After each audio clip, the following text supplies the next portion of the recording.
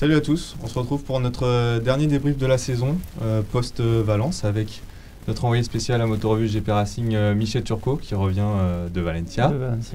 Et puis Thomas Beaujard qui s'occupe... Thomas Labourde, Thomas Morcellino, excuse-moi, qui s'occupe des statistiques, des chiffres divers et variés pour la Dorna qui était aussi à Valence ce week-end. Un week-end assez frais d'ailleurs, pas mal de gens en ont parlé. Alors c'est un problème qui ne se posera pas l'an prochain puisqu'on le rappelle, il n'y aura pas d'essai à Valence en 2020. Après la saison, il n'y aura que Jerez, c'est ça? C'est ça, il n'y aura que Jerez, mais bon, les conditions de course seront les mêmes, à savoir une piste fraîche. On a eu beaucoup de chutes pendant les essais, pendant le week-end de course, parce qu'il y avait du vent, parce que le vent était frais et qu'il y a deux virages, notamment le 4e et le 10e. C'est un circuit qui tourne à gauche, donc deux virages à droite piégeux, et c'est vrai qu'on est limite en saison à cette époque. Troisième week-end de novembre en Espagne, c'est limite, et d'ailleurs plusieurs pilotes ont dit que ça serait quand même bien de changer peut-être un peu les dates. Donc on a cette problématique. C'est une problématique d'ailleurs qui revient aussi souvent pour Phillip Island, où on a encore eu cette année un week-end très compliqué en Australie. Ce week-end de Valence, il a démarré très fort dès le jeudi.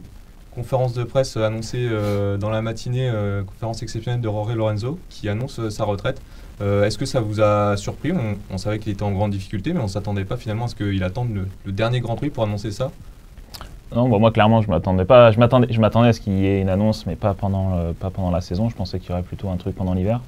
Mais effectivement, le jeudi matin, aux alentours de 10h, une annonce comme quoi il y a une conférence de presse avec Lorenzo et Carmelo Espeleta.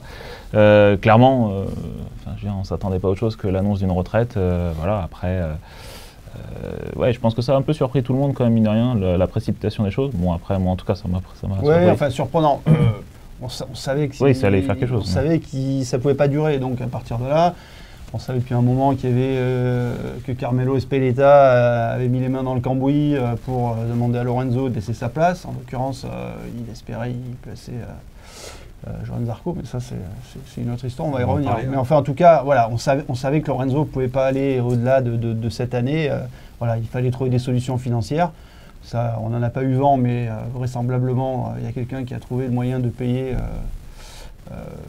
ce que Honda aurait dû payer à Lorenzo l'année prochaine pour qu'il parte avec le sourire et que là, il est en vacances à Bali avec ses baskets, il est content, il a l'air heureux. Bon, c'est quand même une fin de carrière un petit peu en eau de boudin pour Jorge Lorenzo, on rappelle, 5 fois champion du monde.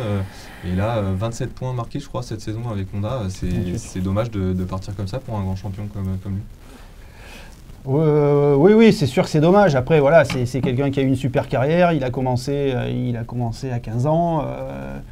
Il part, il en a 32. Il a 5 titres de champion du monde. La saison ne s'est pas passée comme il aurait aimé. Cet échec, il est aussi le résultat de blessures qui ont commencé avant qu'il rejoigne Honda, rappelons-le. Il s'est blessé avec la Ducati. Ça a commencé à Aragon au mois de septembre. La chute en Thaïlande, donc il y a eu pas mal de pépins. Il n'a jamais vraiment récupéré. Et puis cette grosse chute à Assen, où là, il se dit, bon, qu'est-ce que je fais là, quoi.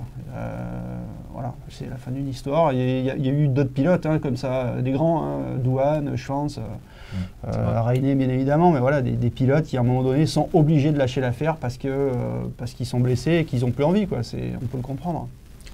Alors, cette nouvelle, évidemment, elle en ouvre une autre. Il va falloir trouver un pilote pour mettre à la place de Jorge Lorenzo dans le team officiel. Immédiatement, on pense à Johan Zarco, qui convoite cette place depuis un moment. Et puis, finalement, c'est Alex Marquez qui est retenu. Est-ce que, Michel, Thomas, on peut imaginer que Marc a poussé pour remettre son frère à cette place. Alors, Alex, il est quand même champion du monde Moto 2. On peut imaginer que cette place est légitime. Mais bon, il avait un contrat pour l'an prochain, Johan n'en avait pas. C'est un petit peu dommage pour Johan que ce soit Alex qui soit retenu. Comment ça s'est passé en coulisses? Je te laisse donner ton point de vue, je donnerai le mien après. En coulisses, oui, je pense que, en fait, tout comme on le disait, même quand Michel le disait, effectivement, on pensait que cette place serait pour Johan Zarco, et je pense que Carmelo Espeleta, Claude Michi ont œuvré pour ça. Et puis effectivement, de toute façon, même après l'annonce de la retraite de Lorenzo, on savait que cette place-là n'était pas forcément actée pour Johan. Et donc, du coup, il y avait des noms qui commençaient déjà à circuler. Pourquoi pas Crutchlow, pourquoi pas Marquez, et puis, Alex, du coup. Et pas forcément Zarco. Donc, du coup, effectivement, tout le week-end, des rumeurs ont eu bon train. Et voilà, donc avec notamment la plus grosse, c'était celle que tu as entendue, Michel, c'était celle de Avincia Ducati, et puis à la place d'un Karel Abraham. Bon, pour l'instant, voilà, on y reviendra aussi par le Alors, le nom d'Alex Marquez, on en avait entendu parler. On savait qu'Alzamora cherchait une place. On savait que dans le contrat avec Marc VDS, il y avait une option en cas de proposition d'un guidon en MotoGP pour sortir de ce contrat qui courait jusqu'à la fin de la saison 2020. On savait que Lorenzo allait arrêter, on en a parlé, et encore une fois, cette place, cette 4e Honda, elle était dans l'idée en tout cas de Carmelo Ezpeleta pour Johan Zarco. C'est pour ça qu'il lui a demandé d'attendre, de ne pas s'engager. C'est pour ça qu'ils ont trouvé une solution pour qu'il puisse rouler les trois derniers Grands Prix avec la Honda du Team LCR. En gros, le plan, c'était on fait passer Crutchlow une saison avec le Team Honda Repsol, sachant que peut-être que Crutchlow arrêtera à la fin de l'année prochaine. Et on met Johan dans le Team LCR avec la perspective pour l'équipe de Lucio Cecchinello d'avoir un Zarco qui a un peu le profil d'un Crutchlow, en étant un peu plus jeune, donc un pilote qui va être capable dans une équipe privée d'amener des résultats et qui va permettre de laisser un guidon à côté un pilote plus jeune en formation. Donc ça aurait permis à Lucio de continuer à avoir des sponsors satisfaits, d'avoir un pilote capable de temps en temps d'aller jouer un podium. Ça, c'était le plan initial. Avec Honda, avec Ezpeleta et bien évidemment avec Zarco et Claude Michy derrière tout ça. Alzamora... Une fois que Marquez est titré, Alzamora revient au charbon et forcément, Marc se dit mon frère est champion, je vais l'aider à avoir un guidon. Donc c'est vrai que là-dessus arrive Alex Marquez qui coiffe tout le monde au poteau, quoi. Voilà, je pense que ça fait plaisir à la famille Marquez, au clan Alzamora qui a quand même pris un grand pouvoir chez Honda. Mais ça pose aujourd'hui d'autres problèmes à Team Marc VDS, puisque au dernier moment, on lui prend son pilote. Estrella Galicia, ils ne sont pas très contents parce qu'ils perdent aussi Alex.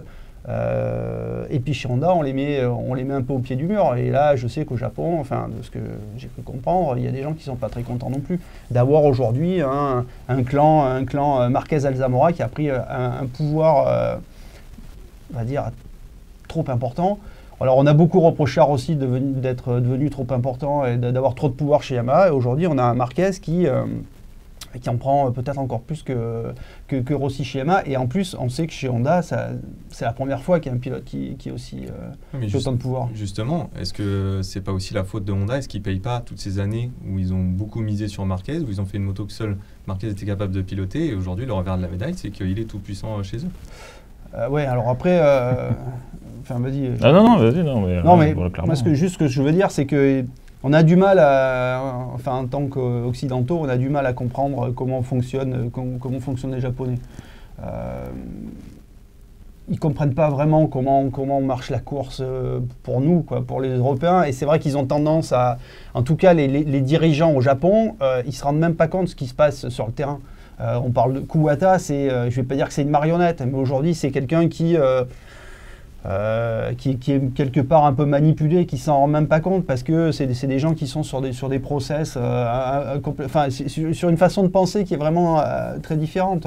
Et c'est vrai que ce pouvoir aujourd'hui qu'a pris Marquez et y compris les Espagnols chez Honda, je pense qu'ils en sont pas conscients. Par contre, là, il commence à y avoir des gens qui se disent au Japon, mais attendez, qu'est-ce qu'on fait là? On a laissé, on leur a donné les clés du camion là. Donc voilà, après qu'est-ce qui va se passer derrière, on verra, quoi. Une autre question qu'on nous a posée en amont de ce débrief, si ça se passe mal avec Alex cette saison, si les résultats ne sont pas là, est-ce que ça pourrait pas aussi peser sur les performances de Marc, le mettre dans une situation difficile et une position délicate? Moi, je pense que, c'est mon avis perso, mais je pense que Marc, je pense que lui, il n'y a pas grand-chose qui le perturbe. La seule chose aujourd'hui où ça posera problème, c'est pour Alex. Et du coup, comme tu le dis, il a contrat d'1 an. Et la saison prochaine, déjà même avant le Grand Prix de France, la saison prochaine, tous les contrats seront remis en branle. Et donc, du coup, s'il ne fait pas de bons résultats, qu'est-ce qui va se passer pour lui? Donc aujourd'hui, je pense que la pression, elle est plus vraiment sur les épaules d'Alex que sur celle de Marc. Marc, il n'a plus rien à prouver chez Honda, et donc maintenant, c'est à Alex de prouver. Et donc, de toute façon, ça s'est vu, je pense, déjà dès les premiers tours de roue à Valencia, qu'il n'est pas forcément très serein. Il a chuté au bout de 4 tours, 7 tours, 8 tours. Donc voilà, je pense que ça va être une année compliquée pour lui. Après, peut-être qu'il me fera mentir, mais je pense que ça va être compliqué. Alors ce week-end, on a évidemment aussi beaucoup parlé de Johan. Énormément de rumeurs qui sont sorties à son sujet. Je ne sais pas si vous avez déjà vous vécu ça. Et puis finalement, ça achemine vers cette Ducati Avintia. Claude Michy en parlait encore hier. Mais tu me l'expliquais, Michel, c'est plus compliqué que ça. Il y a un pilote il y a deux pilotes chez Ducati Avintia, Karel Abraham et Tito Rabat.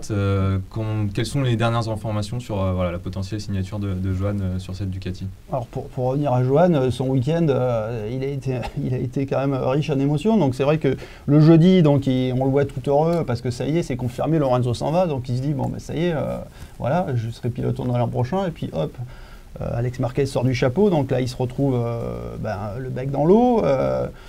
Donc là, il se dit, qu'est-ce qui me reste comme option? Bien évidemment, la place de Marc VDS, elle semble toute choisie. Et puis derrière tout ça, il y a du coup Claude Michy et Carmelo Ezpeleta qui se sont mis en mission de trouver un guidon en MotoGP à Johan. Parce que, encore une fois, pour revenir à cette histoire du pouvoir de Marquez, aujourd'hui, Marquez, il est en confrontation aussi avec Ezpeleta. Et là, je pense que... Moi, je dirais qu'il a fait une erreur parce qu'un pilote comme Rossi, il a toujours été suffisamment malin pour se mettre Ezpeleta dans la poche. Alors peut-être que Marquez, inconsciemment ou pas, il se dit moi je suis plus fort que Rossi encore, c'est-à-dire que même Ezpeleta, je peux l'affronter. Là, on est un peu dans une espèce de guerre d'ego surdimensionnée. Donc Ezpeleta, il dit non, mais Johan, je t'ai promis un guidon en MotoGP, tu l'auras. Donc après, on fait des cases. Donc après, on se dit, si on pourrait peut-être virer Petrucci, puisque c'est vrai que Petrucci il était un peu sur la sellette à un moment donné chez Ducati, où on regrettait de l'avoir confirmé, parce que c'est vrai que depuis sa victoire au Mugello, il est en difficulté. Donc Ducati pensait quand même à se faire un switch avec Miller à un moment donné sur le mois de septembre. Donc se dire on va peut-être switcher Miller-Petrucci, puisque de toute façon les contrats de Miller et de Petrucci sont signés avec Ducati. Donc il y a eu cette idée en tête, et puis du coup Ezpeleta se dit peut-être Petrucci. Alors, on s'en fout, qu'est-ce qu'on va le mettre? Peut-être on le mettra chez Amita, mais en tout cas, l'important, ça serait de mettre Miller chez Ducati. Et puis, tiens, la place, Johan, on va mettre chez Pramac. Donc ça, c'est l'idée qui germe dans le week-end. Et puis là, il y a Claudio Domenicali qui arrive et qui dit, non, mais attendez les gars, c'est moi le taulier, c'est chez Ducati, c'est moi qui décide, donc Petrucci va rester où il est, il a un contrat. Voilà, donc là, pareil, guerre d'ego, qui c'est le plus fort. Il faut trouver une solution. Qu'est-ce qui reste? Avintia, peut-être on peut bricoler là-bas puisqu'on a 2 pilotes qui payent. Mais le problème, c'est que les pilotes, ils ont payé, ils ont 2 ans de contrat, et aussi bien que Rabat que Abraham ont dit non, mais nous on a des contrats et on ne voit pas pourquoi. Donc là, pour l'instant, c'est un peu bloqué. En plus, on a quand même Johan qui hésite un peu parce que très maladroitement, quand on lui a proposé, quand la proposition d'Avintia est arrivée sur le tapis, il a dit moi je n'irai pas chez Avintia parce que c'est un team de seconde zone et je me suis trompé chez KTM, je ne veux pas recommencer, je ne veux pas revivre le même échec. Après on lui a dit oui, mais peut-être que tu pourrais avoir une moto 2019 et surtout 1 ou 2 personnes autour de toi qui tiennent la route. Et donc lui, je ne suis pas sûr qu'à l'heure d'aujourd'hui, il soit vraiment convaincu que c'est le meilleur choix. Lui, il pensait que peut-être que finalement, retourner en Moto 2 pour essayer de gagner avec une équipe et une moto qui sont champions du monde en titre, c'est peut-être la meilleure chose à faire. Donc la pression est telle qu'il va se retrouver en MotoGP, mais il va falloir qu'il en soit convaincu pour réussir. Et puis en attendant, il va falloir qu'on dégage soit Rabat, soit Abraham. Donc tout ça, c'est quand même pas très bon pour l'image du championnat, à mon sens, quoi. Alors justement, si ça se fait pour Johan, déjà, est-ce que vous pensez qu'il pourra bien s'adapter à cette GP19? Est-ce qu'elle peut correspondre à son style? Et aussi, tu le disais, Ducati pourra lui apporter des techniciens d'expérience. Qu'est-ce que ça sous-entend exactement? Est-ce qu'on aura vraiment des gens de l'usine Ducati qui pourraient être dans son box à Joanne? C'est ce que Claude Michy, quand on lui pose la question hier, disait. C'était un contrat direct avec Ducati. Et quand, la conférence de presse de la FFM, je précise, un contrat direct avec Ducati, avec un staff Ducati derrière. Et en gros, Avinciras serait juste là pour donner un toit, un cadre. Et du coup, après, quand tu parles de l'adaptation de Zarco sur la Ducati, on a vu que Lorenzo a réussi sur la GP18 et ça a fonctionné. Il a gagné 3 courses, et donc du coup pourquoi pas un Zarco qui, selon les analystes, a un style de pilotage qui s'apparente à celui de Lorenzo, pourquoi pas. Donc moi je ne vois pas, j'émets pas de réserve sur l'adaptation. Après c'est juste peut-être que changer de moto, donc là il est passé sur une Honda, puis après il va passer sur une Ducati, il va peut-être manquer les prochains tests à GRS, je ne sais pas du tout. A priori, ouais, son pied, voilà, donc, le temps que tout ça soit réglé. Voilà, donc du coup, ça fait 4 jours de test en moins. Il va arriver à Sepang catapulté sur une moto qu'il ne connaît pas. Donc bon, voilà, c'est peut-être qu'un début de saison peut-être difficile, mais bon, après... Moi, je ne pense pas que ce soit le problème de l'adaptation à la moto, parce qu'il a montré sur la Honda, en 3 courses, dans des conditions difficiles, il était dans le coup, beaucoup mieux que Lorenzo, qui, comme tu l'as dit, était finalement performant sur la Ducati. La vraie problématique, ça va être comment va être gérée cette moto? Parce que chez Ducati, c'était un peu comme à l'époque d'Aprilia. Oui, mais t'inquiète, on va s'arranger, tu vas voir, on va te mettre les bons ingénieurs. Tu peux en parler à Jean-Michel Bay, à Jean-Philippe Rougia, Français qui sont passés là-bas. Bon, voilà, après, ils font un peu ce qu'ils veulent. Est-ce qu'ils ont les ressources pour choyer un 5e pilote? J'en suis pas sûr. Parce que l'année prochaine, ils ont quand même décidé déjà d'avoir 4 GP20, donc ça va quand même nécessiter des efforts à la fois... financiers, humains, en termes de matériel. Donc, est-ce qu'ils vont... Alors, forcément, Ducati, ça les intéresse de récupérer Zarco à la place de Abraham. Voilà, tu as un pilote qui peut aller... En plus, leur stratégie pour essayer de déboulonner Marquez, c'est se dire, plus on a de bons pilotes, plus on va essayer d'embrouiller Marc sur des débuts de course ou dans des circonstances particulières pour essayer de lui prendre des points et permettre à Dovi d'aller gagner ce titre de champion du monde. Donc, pour eux, c'est favorable. Mais après, quels moyens ils vont mettre? Voilà, et puis bon, il faut avoir les bons techniciens autour, et puis après il y a l'ambiance dans le garage aussi, et tu peux en parler avec Loris Baz ou avec Xavier Siméon. Chez Avintia c'est quand même un peu la foire à la saucisse, quoi, pour parler trivialement. Alors on va parler d'un autre Français pour qui la situation est quand même nettement plus simple, encore que Fabio Quartararo, notre jeune prodige qui a encore fait un super dernier week-end, deuxième derrière Marquez. Avant de parler des essais post-Valence, quelques chiffres sur Fabio, Thomas, après ce dernier week-end de la saison. Quelques chiffres, la seule chose qui lui manque, c'est effectivement une victoire, malheureusement. Mais effectivement, on est sur 7 podiums, 6 pole positions. Il a battu le record de Marc, si on revient à Jerez, quand il a fait la pole position, Marc Marquez, au niveau de la précocité pour la pole position. Donc voilà, ça reste une excellente saison de la part de Fabio. Et il y a un an, à cette époque-là de la saison, on se demandait si c'était légitime qu'il monte en MotoGP, et effectivement, il nous a prouvé le contraire. Il termine meilleur pilote indépendant, meilleur rookie.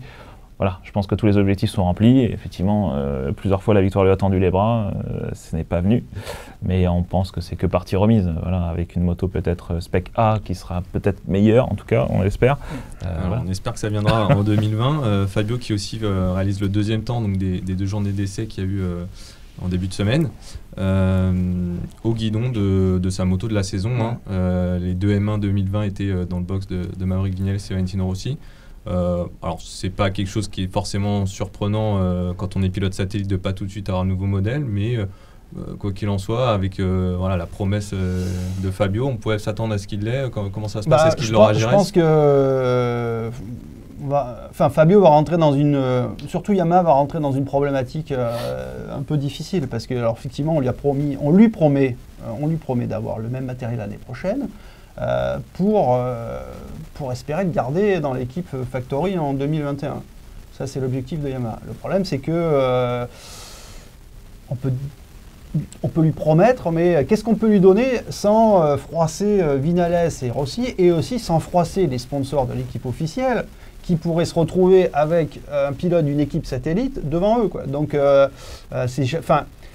Si l'intérêt de Yamaha, il est effectivement d'avoir les meilleures performances du pilote Yamaha et qu'il soit aux couleurs Petronas ou aux couleurs de l'équipe Factory, pour Lynn Jarvis, c'est un peu plus compliqué. Donc, pour l'instant, voilà, c'est vrai qu'ils auraient quand même pu lui faire essayer sur les 2 jours, lui faire quelques tours avec le Proto 2020. D'ailleurs, il a contenu parce que Fabio est... moi, ce qui m'impressionne, c'est la maturité, la vitesse à laquelle il grandit, parce qu'il a réussi à contenir sa déception, tout en, juste par quelques mots, en disant ça aurait été bien qu'il puisse essayer, mais il fait ça très adroitement, en tout cas beaucoup plus adroitement que peut le faire Johan. Et d'ailleurs, Johan devrait apprendre de Fabio à ce niveau-là. Et voilà, alors peut-être qu'à Jerez, début de semaine prochaine, on va lui laisser essayer, parce que là, il y a une espèce de rapport de force qui est en train de s'instaurer. Si on le sent trop déçu, parce qu'aujourd'hui, il y a quand même d'autres constructeurs qui tournent après Fabio. Hein, il y a Ducati qui est très intéressé, Chabati l'a dit. On peut imaginer qu'Honda puisse aussi être intéressé par un Quartararo, puisque la Dream Team, Lorenzo Marquez n'a pas fonctionné. On peut imaginer que Alberto Puig décide de proposer un guidon à Fabio, d'avoir les deux, pour la peine, les deux meilleurs. Fabio n'a pas encore gagné, on le sait, hein, on va se faire taper sur les doigts, mais quoi qu'il en soit, même Marquez le dit, aujourd'hui, en termes de potentiel, il a 20 ans. Ce qu'il a montré, c'est lui qui a le plus gros potentiel pour devenir un vrai rival à Marquez. Puis même en termes de négociation, on va arriver dans les négociations aujourd'hui, et je pense que Vinales va être en position de force par rapport au fait ça fait 2 ans qu'il fait gagner la Yamaha et que Rossi ne la fait pas gagner encore, et Rossi va arriver en négociation, donc je pense que tout l'échiquier va se mettre rapidement en place, enfin en tout cas les négociations, et du coup ouais, il restera peut-être qu'une seule place chez Yamaha Factory. On ne sait pas encore en fait. Du coup, ça risque d'être compliqué après les rapports de force. De toute façon, la target de Ducati, là, ça va être de prendre soit Vinales, soit Quartararo. Ouais. Comme Honda est prisonnier de Marquez, Yamaha est prisonnier de Rossi, puisqu'on sait que Rossi, s'il veut continuer un an, on ne pourra pas lui dire non. Enfin, en tout cas, ils ne voudront pas lui dire non. Alors, à tort ou à raison, ça c'est autre chose. Mais voilà, donc tout ça, ça va alimenter l'hiver et le début de saison. Parce que je pense que Rossi, on va quand même lui demander de se positionner assez vite. Et lui, il a dit qu'il voulait attendre le début d'année pour voir comment il performait lui-même et comment performait la moto. Donc là, il va y avoir de l'animation en coulisses, quoi. Alors justement, on va rentrer un peu dans le détail de ces essais à Valence. On a vu beaucoup de nouvelles choses. Cette nouvelle M1, un nouveau moteur, un nouveau châssis, une nouvelle entrée d'air. Bon, il manque encore un petit peu de vitesse de pointe, mais est-ce que c'est prometteur selon vous? Voilà, Viñales fait le meilleur temps avec cette moto, c'est plutôt positif. En tout cas, alors Vinales, dans ses commentaires, était assez réservé. Par contre, Rossi a trouvé ça beaucoup mieux, notamment en termes d'accélération, de comportement moteur. Donc, il a l'air. Voilà, surtout, Rossi est satisfait de la réorganisation du service course Yamaha, de la façon dont il travaille. Aujourd'hui, ils ont un proto. L'an dernier, les dernières années, ils arrivaient à Valence avec des protos. Il y avait plus ou moins des options qui étaient à choisir, à valider. Là, ils ont un proto sur lequel ils ont déjà travaillé à Brno, à Misano. Donc il y a déjà une moto qui est plus ou moins définie, qu'il faut finaliser, mais bon, il y a un axe qui a été pris, des choix qui ont été faits. Et voilà, le travail est apparemment plus clair, et donc Rossi est assez optimiste. Après, on verra sur d'autres circuits. Valence, voilà, c'est fin de saison, les conditions, il faisait frais. Bon, a priori, à Jerez, ils annoncent de la pluie, donc ça risque d'être compliqué. Mais quoi qu'il en soit, bon, c'est vrai que c'est des tests importants, parce qu'il faut définir les motos qui seront à Sepang en février, et puis le premier Grand Prix l'année prochaine, il commence encore une semaine plus tôt. Ça veut dire qu'entre les premiers tests de l'année à Sepang début février et le premier Grand Prix, il y a 4 semaines. Donc si on s'est trompé à Sepang, ça va être un peu juste pour rectifier le tir pour le Qatar, quoi. Du côté de chez Honda aussi, pas mal de nouveautés qu'a pu essayer Marquez, une petite chute sans conséquence. Un petit peu plus loin au chrono aussi a essayé un nouveau châssis et il était assez content. Meilleur feeling, hein, c'est Crutchlow se les peint toute l'année de manquer de confiance avec l'avant de sa Honda. Là, apparemment, il était plutôt. Ça allait dans le bon sens. Donc, en tout cas, Honda continue à bosser dur. Et Ouais. Puis après, c'est vrai qu'on rappelle que le problème aujourd'hui, la Honda a fait une grosse évolution moteur la saison dernière, cette saison du coup, avec un moteur qui est capable de rivaliser avec le Ducat, sauf que maintenant l'angle en tout cas, la prise d'angle que doit prendre Marquez par rapport à ce qu'il faisait auparavant était beaucoup plus élevée. Donc on l'a vu cette saison avec beaucoup de records d'angle, et c'est lié au châssis qui est couplé avec le moteur. Maintenant, effectivement, le moteur le châssis qui a été développé, ou en tout cas qui a déjà été traîné par Marquez même pendant le Grand Prix, le week-end dernier, le vendredi et le samedi, il a roulé avec, il se sent beaucoup mieux, il n'a pas encore roulé en course avec, mais ça lui permet au moins de moins prendre de risques. Donc maintenant on va voir, et je pense que ça rejoint ce que disait Crutchlow. Je pense qu'aujourd'hui Crutchlow a peut-être un meilleur feeling, et donc n'a pas d'angle à prendre comme celui que prend Marquez en fait. Puis chez Ducati, un petit mot sur Ducati quand même de ces essais, parce qu'ils ont essayé aussi un nouveau châssis, et Dovi était assez... peut-être pas emballé, parce que c'est pas un pilote qui s'emballe de trop, mais en tout cas il a dit que c'était positif, le comportement, on sait Dovi s'en plaint depuis longtemps, ce comportement au milieu de virage, et là il y avait du mieux, donc plutôt intéressant. Puis Ducati, ça bosse dur, et ils ont essayé aussi apparemment un système là, qui permettrait de modifier l'assiette de la moto en piste, donc éventuellement de modifier le comportement de la moto sur la fin de course pour mieux faire fonctionner les pneus usés. Donc ça continue à bosser, même si de temps en temps ça prend un peu feu. On a fait il y a moto de Suzuki. Pyro qui a Je fait sais pas si on fait le tour des ouais, tout à fait. il y a Suzuki, nouveau moteur, les 2 pilotes dans le top 6, donc plutôt prometteur là aussi. Ouais, Guintoli avait testé ce moteur-là. Je sais pas, il faudrait lui poser la question, mais je sais pas si c'est à cause de ça qu'il avait été aussi sanctionné à Motegi. Ouais, il n'a pas pu prendre le départ de la course avec, parce qu'il pensait avoir le droit, et puis il n'avait pas le droit. Donc je pense que c'est ce moteur-là dont on parle, et effectivement c'est un nouveau moteur qui est censé apporter plus de chevaux en demandant aux mécanos. Bon, ils m'en ont pas dit plus, mais bon, apparemment ça se concrétise par des bons temps. Maintenant, il faudra voir en course comment ça marche. Ce qu'il faut rappeler, c'est qu'il y a 2 ans, ils avaient fait un mauvais choix de moteur, et ça n'avait pas du tout fonctionné durant toute la saison. Yannone et Rins, à l'époque, avaient lutté pour ça. Donc du coup, il faudra voir maintenant si c'est dans la bonne direction, quoi. Surtout à Jerez. Chez Aprilia, en revanche, pas grand-chose à tester. On sait que la nouvelle moto arrivera qu'à Sepang, et Espargaro, par exemple, était assez mécontent de ça. C'est vrai qu'ils ont du retard, et ne pas avoir... Voilà, Aprilia, c'est quand même le petit poussé de tout ça, de la bande. Là, Rivola a recruté pas mal d'ingénieurs, alors issus de la voiture, parce que c'est une bonne idée. Enfin, lui, c'est aussi sa formation. Donc, des gens de chez Ferrari, un motoriste, un électronicien. Ils espèrent pas mal de cette nouvelle moto. Les plus grosses évos qu'on a vues, en tout cas à Valence, pour moi, c'est chez KTM. Ouais. On a vraiment vu une nouvelle moto pas de nouveau châssis. Très différente, avec beaucoup un cadre, plus petite. Alors tubulaire qui est plus totalement tubulaire. En fait. Si, il est totalement tubulaire, mais c'est des tubes, au lieu d'avoir des tubes ronds, ils ont des tubes ovales qui permettent donc en fait d'avoir une rigidité directionnelle, comme dirait Guy Coulon. Donc enfin bref, mieux régir la rigidité du châssis. Donc c'est vrai que ça donne un peu l'impression, il y a moins de tubes, les tubes sont plus gros et plus plats, plus ovales. Après. Et puis les nouveaux moteurs aussi. La moto elle est beaucoup plus étroite.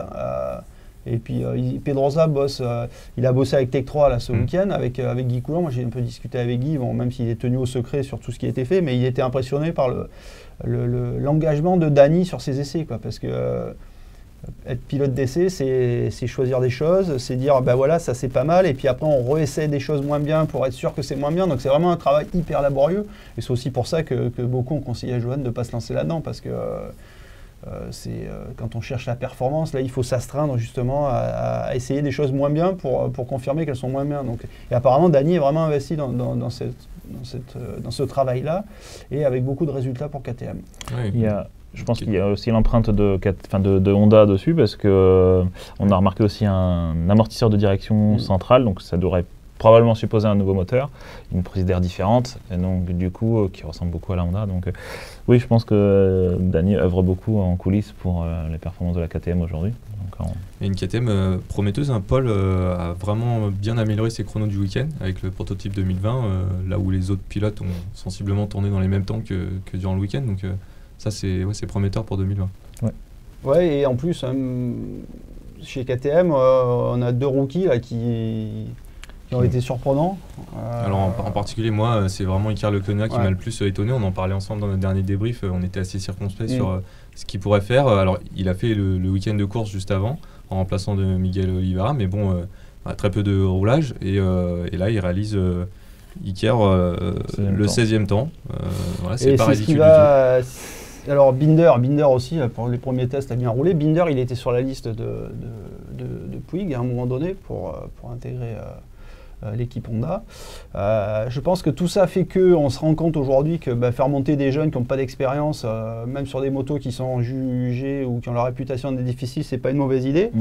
Et c'est vrai que c'est pas une bonne nouvelle pour un pilote comme Johan qui vieillit et qui sera pas forcément un premier choix pour 2020, quoi. Donc d'où l'équation, est-ce qu'il vaut mieux rester en MotoGP plutôt que de redescendre même dans une bonne équipe avec la problématique de pouvoir remonter, quoi. C'est aussi quelque chose à prendre en compte dans sa réflexion. Très bien. Je pense qu'on a un petit peu fait le tour de ces essais. Les essais de GRS commencent mardi, pour ceux qui veulent suivre ça. Lundi, mardi, non?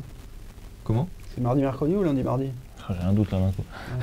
Début de semaine prochaine, pour ceux qui veulent suivre ça avec attention. Et puis ensuite, ça sera Sepang fin février. Alors, j'ai lu qu'à l'avenir, les rookies pourraient être autorisés à faire les essais de shakedown qui étaient réservés aux pilotes d'essai. Puisqu'il y aura moins d'essais hivernaux pour eux, ça sera effectif dès cette saison. Est-ce que Lecuona, Binder et Alex Marquez pourront rouler 6 jours à Sepang? Je sais pas, j'ai pas la réponse à ta question, mais c'est vrai que ça va devenir un vrai problème, avoir des calendriers, de nombre de courses qui vont augmenter de manière importante et des essais de moins en moins nombreux. Enfin, on se retrouve un peu avec la problématique de la F1. La différence, c'est qu'en F1, ils ont des simulateurs, en moto, il n'y en aura pas. Donc, c'est vrai que ça serait bien de pouvoir laisser quand même un peu plus de liberté. Et pourquoi pas finalement laisser aussi le développement des moteurs libre durant la saison, puisque la difficulté c'est de figer libre, un non, moteur. Parce que ça va faire exploser les coûts. Mais par contre, ce que certains constructeurs aimeraient, c'est pouvoir introduire une évolution en cours d'année, quoi. Comme ça, si jamais il y a une erreur, un mauvais choix qui est fait, on peut rectifier le tir et pas se retrouver à faire 22 Grands Prix avec une moto qui ne fonctionne pas, quoi. Ça marche. Merci beaucoup, messieurs. On se retrouve début 2020 pour suivre cette nouvelle saison qui arrive en MotoGP. Voilà, rendez-vous après Sepang en février.